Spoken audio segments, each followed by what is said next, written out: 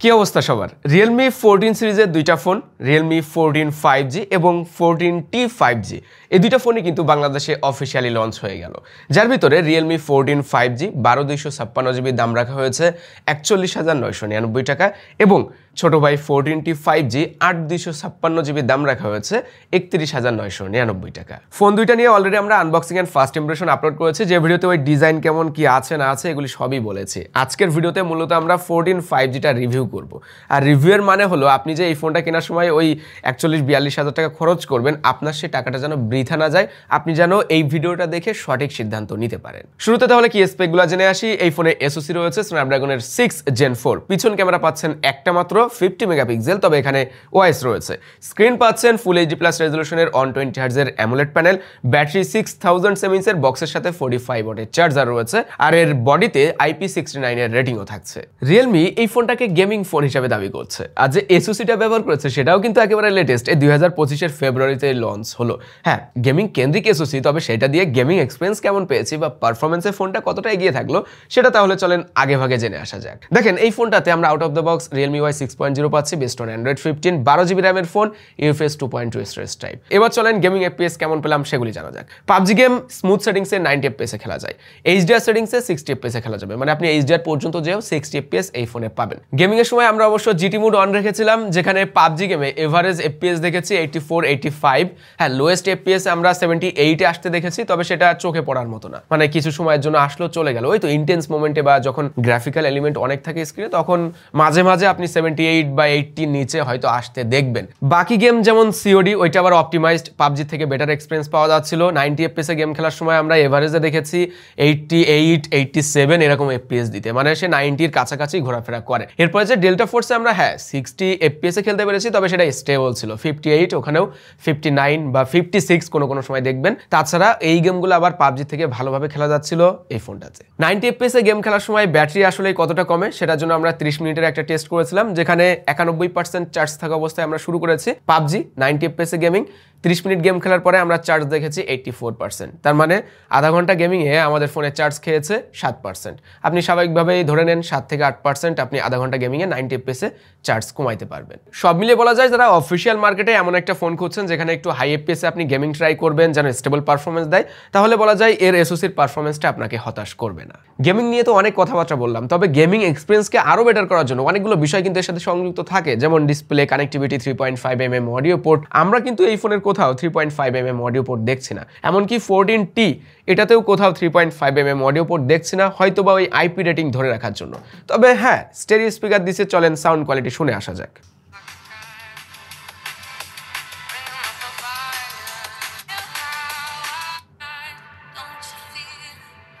আচ্ছা, 85% পর্যন্ত বোঝাই যায় না যে সাউন্ড আপ হচ্ছে, তারপরে হঠাৎ করে সাউন্ড বেশি আপ হয়ে যায়। ওইটা সমস্যা না, শুনতে এমনি ভালো লাগছে, লাউড আছে, তবে আরও একটু ক্লিয়ার হইতে পারতো, অ্যান্ড বেজের একটু কমতি রয়েছে এই জায়গাটায়। সেই সাথে পিছনের এই উপরের পার্টটা কিছুটা ভাইব্রেট করে। তাছাড়া সাউন্ড কোয়ালিটি খারাপ মনে হয়নি। গেমিংয়ের সময় হয়তো এটা দিয়েই পোষানো যাবে কিছুটা। এই ফোনটাতে Wi-Fi 6 রয়েছে, যে কারণে আপনি যদি Wi-Fi 6 যুক্ত কোনো রাউটার ব্যবহার করেন তাহলে লেটেন্সি কিছুটা কম পাবেন, মানে আপনার অনলাইন গেমিংয়ের এক্সপিরিয়েন্সটা আরও বেটার হবে Wi-Fi 6 থাকাতে। তবে ব্লুটুথ 5.2 দিছে, এই জায়গাটা একটু কম হয়ে গেছে, আর একটু বেটার ব্লুটুথ ভার্সন দিলে হয়তো ভালো হতো। এবার আসি ডিসপ্লেতে, যে জায়গাটায় অভিযোগ করব নাকি ভালো বলবো বুঝতে পারছি না। চলেন দেখি কি আছে না আছে সেগুলি জানা যাক। 6.67 ইঞ্চের 120 Hz এর ফুল HD+ রেজলিউশনের অ্যামোলেড প্যানেল থাকছে, HDR10+ সাপোর্টেড, মানে HDR রয়েছে, আপনি ইউটিউবে HDR কন্টেন্ট দেখতে পারবেন। Widevine Elon সাপোর্টেড রয়েছে, OTT প্ল্যাটফর্মগুলিতেও আপনি ফুল HD কন্টেন্ট এক্সপিরিয়েন্স করতে পারবেন। 8-বিটের ডিসপ্লে 16.7 মিলিয়ন কালার প্রডিউস করতে পারে। এমনিতে ডিসপ্লেটা ভাইব্রেন্ট লাগছে, দেখতে সুন্দর, গেমিং গ্রাফিক্সও ভালো আউটপুট দিতে পারছিল। তবে এরকম প্রাইস রেঞ্জে এসে 10-বিটের ডিসপ্লে আশা করাই যায়। আর ব্রাইটনেস নিয়ে সমস্যা ছিল না, 600 nits typical, 2000 nits pick brightness দিতে পারে। HDR কন্টেন্টেও ফুল ব্রাইটনেসটা পাওয়া যাচ্ছিল। আপনি সানলাইটে ব্যবহার করতে পারবেন ইজিলি। আমরা রোদ্রের ভিতরে, কড়া রোদ্রে ব্যবহার করেছি, যথেষ্ট ভিজিবল ছিল এই ডিসপ্লেটা। আর এই ডিসপ্লে টাচ স্যাম্পলিং রেট থাকছে 180 Hz এর, ইনস্ট্যান্ট টাচ স্যাম্পলিং রেট রয়েছে আবার 1500 Hz এর। আমরা গেমিং করেছি, যথেষ্ট রকমের গেম খেলা হয়েছে এই ফোনটা দিয়ে, টাচের লেটেন্সি মনে হয়নি, রেসপন্সটাও যে খারাপ এমনটাও মনে হয়নি। এমনিতে এই ডিসপ্লেটা যথেষ্ট সুন্দর দিছে। তবে একটা জায়গায় অভিযোগ রাখতেই হয়, সেটা হলো এরকম প্রাইস রেঞ্জের ফোনে কি লোয়ার চিনটা এত বড় রাখা দরকার ছিল? বেজেল এরিয়াটাও বেশ মোটাসোটা মনে হয়েছে। সব মিলিয়ে যদি সিমেট্রিক্যাল রাখা হতো তাহলে হয়তো দেখতে ভালো লাগতো। একটু বেমানান হয়ে গেছে এই জায়গাটা। এর ডিসপ্লেতে আমার দ্বিতীয় অভিযোগ হইলো, এত টাকা দামের ফোনে অবশ্য গোরিলা গ্লাস প্রোটেকশন কি থাকা দরকার ছিল না? দরকার ছিল গেমিং ফোন, রক্ত গরম পাবলিক, একটা তো বাড়ি বুড়ি মেরে দিতেই পারি। সো মনের ভিতরে একটু ভয় কাজ করবে ওই সময়। এখন সব মিলে যদি এই ডিসপ্লেটা একবারেই বলে দিই, তো এমনিতে ডিসপ্লের কোয়ালিটি ভালো, এখান থেকে গেমিং এক্সপিরিয়েন্স বা ভিজুয়াল এক্সপিরিয়েন্স বলেন, কন্টেন্ট দেখাতেও আপনি ভালো সুবিধা করতে পারবেন যেহেতু এইচডিআর ডিসপ্লে। তবে আপনি যদি ওই চিন বেজেল এরিয়া অ্যান্ড ডিসপ্লে প্রোটেকশন এরিয়াটা বাদ দেন, তাহলে আপনার কাছেও এই ডিসপ্লেটা ভালো লাগতেও পারে। তো ভাই ক্যামেরার কি অবস্থা? পিছনে একটা মাত্র ক্যামেরা দিছে, কিন্তু আমি যদি বলি এক কথায় ভালো ক্যামেরা দিচ্ছে, শুরুতেই বলে দিলাম একটা মাত্র 50 মেগাপিক্সেল ক্যামেরা, যেটাতে ওআইএস রয়েছে, কিন্তু ওই ক্যামেরাটা ভালো। আপনি যদি এর ক্যামেরার ছবিগুলো দেখেন, আমি ইমেজগুলো দেখাই দিব, আপনারা দেখলেই বুঝবেন। পোর্ট্রেট মুড থেকে শুরু করে ল্যান্ডস্কেপ মুডে দারুণ কালার আউটপুট পেয়েছি, ন্যাচারাল টোন, কালারগুলি ভেঙে যাচ্ছিল না, ডিটেলস অ্যান্ড শার্পনেস খুবই ভালো ছিল। মানে একটা ফ্ল্যাট প্রোফাইলকে আপনি যখন কালার গ্রেড করবেন ঠিক যেরকম আউটপুটটা পান ওরকমই মনে হচ্ছে।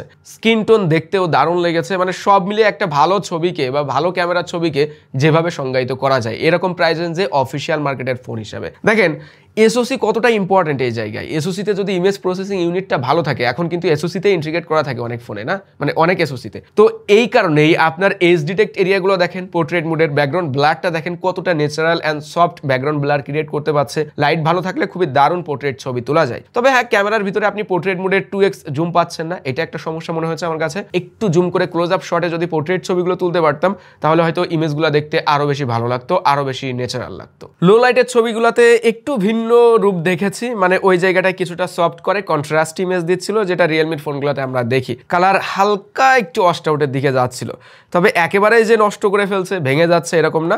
হালকা হালকা আলো পেলে, মানে ওই রাত্রে যে আলো টালো জ্বলে না, ওইগুলো যদি থাকে তো ভালো ইমেজ পাওয়া যাচ্ছিল। কিছুটা সফট করে, মানে শার্পনেস কমাইতে যে কিছুটা সফট ইমেজ পাচ্ছিলাম লো লাইটে। সামনে 16 মেগাপিক্সেল সেলফি ক্যামেরা রয়েছে, এইটার কালার আউটপুটটা একদমই পিছন ক্যামেরার মতোই মনে হয়েছে, মানে অনেকটাই সিমিলার। আপনি খুব একটা খেয়াল না করলে বুঝবেন না যে দুইটা আলাদা ক্যামেরা দিয়ে তোলা হয়েছে। এটা হলো 23mm ফোকাল লেন্থ অ্যান্ড বেশ ওয়াইড আছে, তবে নিজে নিজে যখন সেলফি তোলা হয় একটু জুম করা গেলে ক্লোজ শট নিলে দেখতে ভালো লাগে। অনেক ফোনে থাকে এটা, এই ফোনে দেখলাম না ওই ব্যাপারটা। তবে হ্যাঁ, গ্রুপ সেলফিতে ভালো পারফর্ম করেছে। কাউকে যে কালো করে দিচ্ছে, কাউকে ফর্সা করছে এরকম না, সবাইকে সুন্দর রাখার চেষ্টা করে। ব্যাকগ্রাউন্ডও অস্টওয়ার হয়ে যাচ্ছিল না, এক কথায় সুন্দর ছিল এর সেলফি ক্যামেরাও। ভিডিও কোয়ালিটিতে আমি সরাসরি আপনাদেরকে দেখাই দিব, এভাবে মুখে বলে বলে আসলে হয় না। 4K 30fps শুট করা যায় আর 1080p 60fps ভিডিও শুট করা যায় রিয়ার ক্যামেরা দিয়ে। এখন শুট হচ্ছে 4K 30fps ভিডিও। এর আরও একটা মুড আছে আলট্রা স্টেডি, যেখানে ওআইএস এবং ইআইএস একই সাথে কাজ করবে। আলট্রা স্টেডি মুড দিলে আরেকটু স্টেবল হবে, তবে শুধুমাত্র ওআইএসে কেমন স্টেবল ভিডিও পাওয়া যায় সেটাও আমি আপনাদেরকে দেখাবো। এইদিকে তাকা, ইনসেন্সর 5x জুম আছে, একটু জুম করে দেখাই। এই যে 5x জুম করলে ওইটা খুব একটা শার্প হয় না, 2x 1x এই পর্যন্তই ঠিক আছে। ওআইএস টেস্ট করে আপনাদেরকে দেখাবো যে কতটা ভালো স্টেবল ভিডিও দিতে পারে। থাম, এখন আমি আলট্রা স্টেডি মোডটা অন করেছি, তবে এই সময় কিন্তু 1080p 30fps sorry 1080p 60fps video shoot হচ্ছে। 1080pর কোয়ালিটি শার্পনেসটা কমে এসেছে, ডিটেলসও অত ভালো লাগছে না, স্মুথ হয়ে যাচ্ছে ফেস। এর বাইরে যে ভিডিও স্টেবল আছে। এই মুহূর্তে সামনের ক্যামেরাতে 1080p 30fps ভিডিও শ্যুট হচ্ছে, 1080p হিসাবে শার্প লাগছে, ক্লিয়ার লাগছে। তবে ডিরেক্টলি কন্টেন্ট তৈরি করার জন্য রিকমেন্ড করা যায় না আসলে 1080p রেজলিউশন। এই জায়গায় 4K থাকলে আরও ভালো হতো। সেই সাথে কিছুটা ক্লোজ শট মনে হচ্ছে, মানে হাতটাকে ওয়াইডভাবে ধরে রাখা লাগছে। ঠিক এত দূরে রাখলে, এরকম রাখলে হয়তো বা একটু ওয়াইড শট পাওয়া যায়। এখন এর ক্যামেরা নিয়ে সব কিছু যদি একই সাথে বলা হয়, দেখেন প্রথম কথা হলো এটা ক্যামেরা কেন্দ্রিক কোনো ফোন না, পারফরমেন্স কেন্দ্রিক ফোন। তারপরেও যে 50 মেগাপিক্সেল ক্যামেরাটা দিছে ওইটা ভালো দিছে। এখন এইরকম প্রাইস রেঞ্জে আলট্রা ওয়াইড থাকা দরকার ছিল, এটা হলো প্রথম কথা। আপনি ক্যামেরা একটা ভালো দিয়েছেন, আর একটা সাথে আলট্রা ওয়াইড দিলে যারা মোট কথা টুকটাক ছবি টবি তুলবে তাদের এই কাজে আসতো লেন্সটা। এর বাইরে যে আবার ভিডিও কোয়ালিটিও একেবারে যে খারাপ দিচ্ছে তাও কিন্তু না। হ্যাঁ, ওয়াইএসটা স্টেবল মনে হয়নি, আরেকটু স্টেবিলিটি থাকতে পারতো ওয়াইএসের ভিতরে। তারপরে যে আপনি আলট্রা স্টেডি মোডে যখন ভিডিও করবেন তখন কিন্তু যথেষ্ট স্টেবল ভিডিও দিতে পারছিল। যেহেতু বডিতে IP69 এর রেটিং রয়েছে, যে কারণে ফোনটা ওয়াটারপ্রুফ। আপনি পানির ভিতরে রেখে ছবি তুলবেন, ভিডিও করবেন স্বাভাবিক। আন্ডার ওয়াটার ফটোগ্রাফি মুড রয়েছে, মিসটাচের সমস্যা ছাড়াই পানির ভিতরে ছবি তোলা যায়, ভিডিও করা যায়। আমরা কয়েকটা ছবি তুলেছি, ভিডিও করেছি, দেখলেই বুঝবেন। মানে যাদের শখ আছে যে পানির ভিতরে রেখে আপনারা একটু সেলফি টেলফি তুললেন, পারবেন এই ফোনটা দিয়ে। এআই থেকেও পিছিয়ে নেই, মানে বেশ কয়েকটা এআই ফিচার অ্যাড করা হয়েছে। এআই ইরেজার রয়েছে, AI clear face, unblur, remove reflection, এরকম কয়েকটা এআই ফিচার রয়েছে, ভালো কাজ করেছে। এআই ব্লারও ভালো কাজ করেছে, সরি আনবিলার ভালো কাজ করেছে। কোনো ইমেজ যখন ঘোলা হয়ে যায় রাত্রে, বিশেষ করে ছবিগুলো তোলার সময় আপনি আনবিলার করে ক্লিয়ার করে নিতে পারবেন। মনে হয় না ফোনটা নিয়ে আর কিছু বলা বাকি আছে। তবে যারা এখনো পর্যন্ত ডিজাইন সম্পর্কে জানতে চাচ্ছেন তারা একটু এখনই কমেন্ট করেন যে কারা কারা ডিজাইন সম্পর্কে শোনার জন্য বসে আছেন। তারপরেও আরেকটু ছোট্ট করে বলে রাখি, এটাতে 6000 mAh ব্যাটারি থাকা সত্ত্বেও ফোনটা যথেষ্ট পাতলা সাতলা, মোটা মনে হয় না, হাতে নিতেও ছোটখাটো মনে হয়, কমফোর্টেবল, বেশ ভালোই গ্রিপ পাওয়া যায় হাতের ভিতরে। রিয়েলমি UI 6.0 অ্যান্ড্রয়েড 15 রয়েছে ফোনটাতে। এমনিতেই ইউআইটা ভালো, রিয়েলমির ইউআই নিয়ে খুব একটা সমস্যা থাকে না, তবে তাদের এই ব্লোটওয়্যারের ব্যাপারটা একটু মনে হয় সমাধান করা উচিত। অনেক বেশি ব্লোটওয়্যার দেখি, আনইনস্টল করা যায়, তারপরেও এত বেশি ব্লোটওয়্যার থাকা মানে কারোর কাছে বিরক্তিকর মনে হতে পারে। তারপরে আমরা আরেকটা বিষয় খেয়াল করলাম, এই যে 14T, সে ফোনটায় এই গেম খেলা শুরু করেছিস, মানে একটু ভালো এসওসি থাকলেই তোরা গেম খেলা শুরু করিস। আচ্ছা, 14T এবং 14 দুইটাতেই কিন্তু রিয়েলমি UI 6.0, তবে ইউআই এর ভিতরে কিছু কিছু জায়গায় পার্থক্য পেয়েছি। যেমন ধরেন ফ্ল্যাশ লাইটের ভিতরে এটার ফ্ল্যাশ লাইট কম বেশি করা যায়, এটার আবার ফ্ল্যাশ লাইট কম বেশি করা যায় না। তাছাড়া এই যে ফিঙ্গারপ্রিন্ট, এই আনলক করার সময় এটাতে অ্যানিমেশন আসে না আর এটাতে অ্যানিমেশন দেয়, মানে এর ইউআইটা যে একটু বেটার, একটু দামি ফোনের ইউআই সেটা বোঝা যায় ব্যবহার করলে। উড়াধুরা গেমিং করার জন্য 6000 mAh ব্যাটারি খুবই ভালো, এই জায়গাটায় আপনি লং টাইম গেমিং করতে পারবেন। তাছাড়া 4 ন্যানোমিটারের এসওসি লো পাওয়ার কনজিউম করে, আপনি ইজিলি রেগুলার ইউজেজে 1 থেকে 1.5 দিন ব্যাকআপ টাইম পেয়ে যাবেন। বক্সের সাথে 45 ওয়াটের চার্জারও রয়েছে। কোনো কোনো ক্ষেত্রে 45 ওয়াট কম মনে হতে পারে, কিন্তু সাধারণভাবে ভাবলে ভাই 45 ওয়াট গুড এনাফ। এত বেশি চার্জিং স্পিড আমার ব্যক্তিগত দিক থেকে প্রয়োজন হয় না, তবে 65 ওয়াট থাকলে ভালো হতো। ভিডিও শেষে এসে ফোনটা সম্পর্কে বেশ কিছু ভালো মন্দ দিক আমি শর্টকাটে তুলে ধরবো, যাতে করে আপনাদের সিলেকশনের সুবিধা হয়। এই ফোনের আমার কাছে প্রথম মন্দ দিক মনে হয়েছে অডিও পোর্ট নাই, দ্বিতীয়ত স্ক্রিনে প্রোটেকশন নাই, তৃতীয়ত আলট্রাওয়াইড নাই, অ্যান্ড 4 নম্বরে এসে বডি ফ্রেম প্লাস্টিকের। এই কথা এতক্ষণ আমি বলি নাই, কিন্তু ভাই দেখেন এই 14T 32,000 টাকা আর এটা 42,000 টাকার একটা ফোন, দুইটা ফোনের বডি ডাইমেনশন সিমিলার। কারণ হাতে দিলে সে সহজে বুঝতেই পারবে না কোনটা কম দামি কোনটা বেশি দামি ফোন। তো দামি ফোন হিসাবে বডি ফ্রেমটা মেটালের দিলে ফোনটা হাতে নিলে আরো বেশি প্রিমিয়াম লাগতো, এটা দরকার ছিল। তারপরে আরেকটা ছোট্ট মন্দ দিক, লোয়ার চিনটা আরেকটু ছোট করা যেত। এখন ভালো দিকে আসলে ভাই আমি সব মেনে নিতে পারি, যদি এসওসি খারাপ দেন তখন আমি মেনে নিতে পারি না। সো এই ফোনের এসওসি ভালো দিছে, ক্যামেরাটাও ভালো দিছে, আপনার কাজে আসবে এমন একটা ক্যামেরা দিছে এক কথায়। ডিসপ্লে কোয়ালিটি ভালো, ব্যাটারি ব্যাকআপও ভালো, অ্যান্ড ডিজাইনও বেশ ভালোই করেছে, একেবারেই খারাপ করে নাই। বিশেষ করে এই 14-এর এই কালারটা, মেকা সিলভার না কি যেন কালারের নামটা। এখন সব কিছু মিলিয়ে যদি আপনি একটা অফিসিয়াল মার্কেটে গেমিং ডিভাইস খুঁজেন অ্যান্ড ভালো ক্যামেরার ফোন, ভালো ডিসপ্লের ফোন, চার্জিং ব্যাকআপও ভালো পাওয়া যাবে এরকম একটা ফোন খুঁজেন, তাহলে রিয়েলমি 14 5G ভালো একটা অপশন আপনার হতে পারে। এই তো ছিল আজকের ভিডিও। সবাই ভালো থাকবেন, সুস্থ থাকবেন, আল্লাহ হাফেজ।